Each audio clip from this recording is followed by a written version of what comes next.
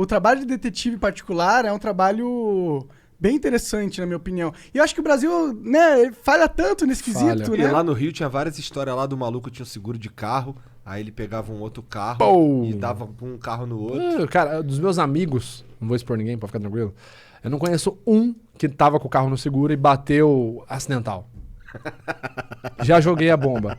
Cara, teve um amigo meu que ele Eu foi nunca louco. bati, graças a Deus. Cara, ele fez um bagulho tipo, Missão Impossível. Ele socou uma pedra no acelerador e pulou. Não, loucaço, deu PT.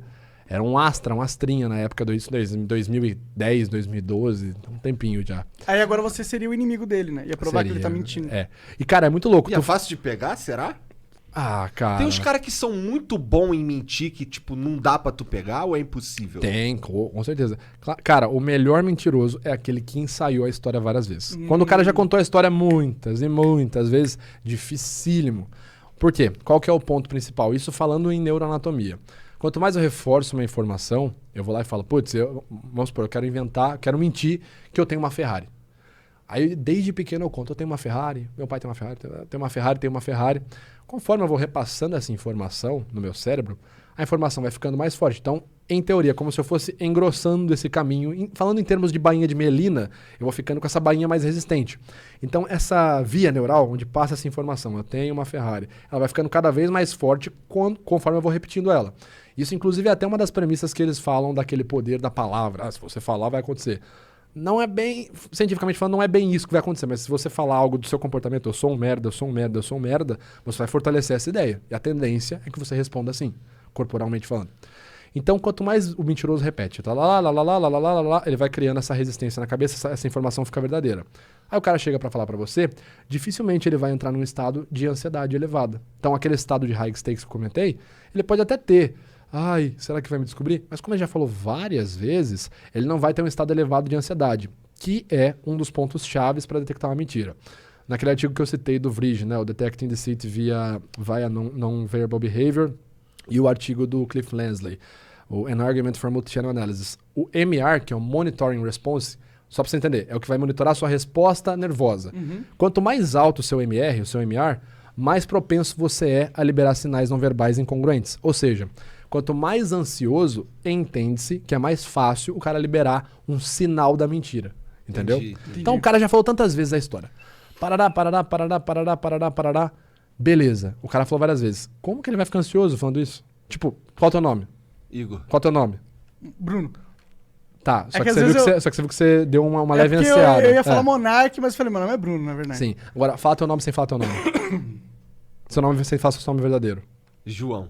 Ó, você teve uma demora um pouco na resposta, você teve uma expressão facial tentando compreender a situação, você fez uma micronegação de cabeça quando você falou João e você esticou mais um nome. Caralho, João. fiz mesmo, eu mandei aqui É. Ó, por exemplo, Caralho, mas eu... Nossa, Ó. que louco isso. fala a tua idade sem falar a tua idade verdadeira. Eu tenho 26 anos. Fez uma microexpressão de medo, um shrug no ombro esquerdo, 26 anos, não falou 26, prolongou ainda mais a pronúncia, sendo que ele estava sendo bem pontual. Bruno, aqui lá. Então, quando você gera uma informação Caralho, estressante... difícil, né, cara? Ainda bem que eu não minto. Todo mundo mente. Quando você gera uma informação estressante, por menor que seja, se o cara sai da linha de conforto dele, ele vai apresentar um sinal ou outro que vai mostrar pra gente que não é bem por aí, entendeu? Então, se o cara já repetiu várias vezes aquela história, parará, dificilmente ele vai demonstrar o sinal porque ele já repetiu várias vezes, por mais que seja falsa. Aí entra o trabalho de um bom investigador. Tem até uma história que eu posso contar sobre isso, assim, sem citar nomes, nem me adentrar, mas especificar como isso foi importante. Um bom investigador que vai conduzir uma entrevista forense, ele tem que ter a capacidade de liberar o gatilho de surpresa, que é o principal gatilho emocional que dificulta que o cara engane você. É um dos principais gatilhos.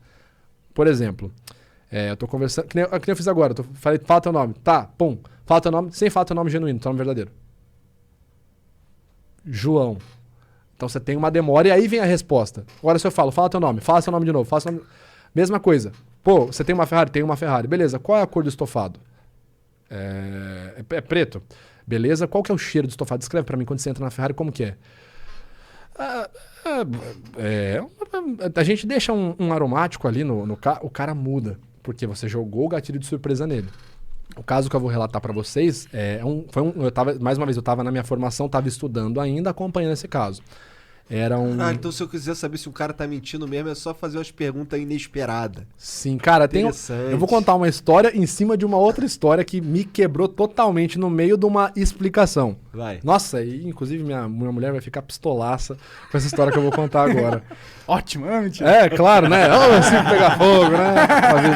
Aí aparece lá no corte do Flow, mulher do Vitor ficou brava. Exatamente. Já pegou, já. Show de bola. Cara, mas foi assim. Bom, vou contar o caso primeiro, Tá. né? Esse caso que eu trabalhei era uma suspeita de violência sexual também. Um funcionário público, vamos falar assim, eu não preciso me aprofundar. Ele era suspeito de ter violentado 10 mulheres. Ok? E nisso, durante a investigação, ali conversando com ele e tal, a galera conversando com ele, e ele, não sei o que, não fui, negando tudo e tal. E o pessoal percebeu, os investigadores perceberam que ele tava resistente e tava, super amarrado. Os sinais do cara eram, tipo, nulos. Por quê? Ele tinha ensaiado várias vezes. O cara entendia como funcionava o sistema de entrevista forense. Entendeu? Então, eu sei que o cara vai perguntar isso. E aí, na época, meus professores, observando o caso, falaram, cara, pergunta pra ele qual a cor da cueca dele, quando tu voltar na sala. Cor da cueca? Pergunta. Aí, voltamos depois do intervalo. Amigão, deixa eu te perguntar uma coisa, cara, muito importante. Presta atenção agora, hein? Que tipo de cueca tu tá usando? Samba canção ou sunguinha cravada? Cara, imagina o cara assim, um cara durão, sendo interrogado sobre violência sexual, assim. Pô, cueca, cara? Sim, tua cueca, cara. Tu tá usando o quê? Samba canção? Aquelas cavadinhas? O que é?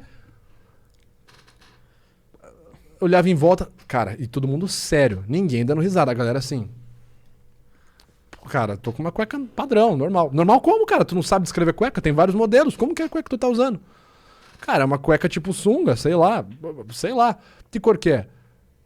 Cara, a cor da tua cueca é branca, que eu tenho uma freadinha. O cara começou a achar graça.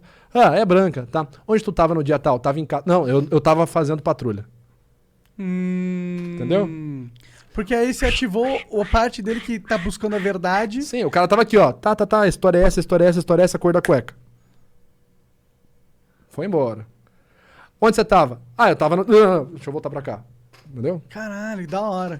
É muito legal. Muito legal mesmo. Agora tem a história em cima dessa história. Imagina a explicação que eu contei pra vocês inteira. Estou eu no programa da Daniela Buquerque contando a mesma história. E tô contando, piriri parará. E eis que, pra exemplificar isso, eu viro pra uma mulher que tá do meu lado, uma modelo. Não lembro o nome dela. Ela é bem conhecida, não lembro o nome dela. Eu virei pra ela e falei assim, por exemplo, você, fulana, qual a cor da tua cueca? E a menina assim do meu lado, tal, de saia, conversando. E eu, sabe aquela coisa? Por exemplo, qual a cor igual eu fiz agora, seu nome? E ela virou pra mim e fez assim, a cor da minha cueca? Nenhuma, porque eu não tô usando cueca hoje. Aí, tipo, eu olhei pro cara dela. Não, ela falou assim, nenhuma porque eu uso calcinha e hoje eu tô sem. Aí, tipo... E, cara, a primeira coisa, a menina tava com a perna cruzada na minha frente. Cara, a primeira coisa eu fiz assim. E na hora que eu percebi que eu ia abaixar o olhar, eu fiz tipo... Aí, aí, mano, fudeu. Aí o programa inteiro quebrou. Aí todo mundo, Vitor, continua a explicação. E eu, pera aí que você quebrou minha linha de base agora. Cara, juro, foi muito assim, tipo, eu tô sem. Já podia emendar um Chico Xavier aqui, né? Tipo, ela tá sem mesmo, é verdade. Porra, cara, essa foi... Foda. Não, e aí, tipo, a minha esposa, não, que dia que vai ser a entrevista? Eu, não, cancelaram. Não vai passar mais. Ela vai te esperar com a faca.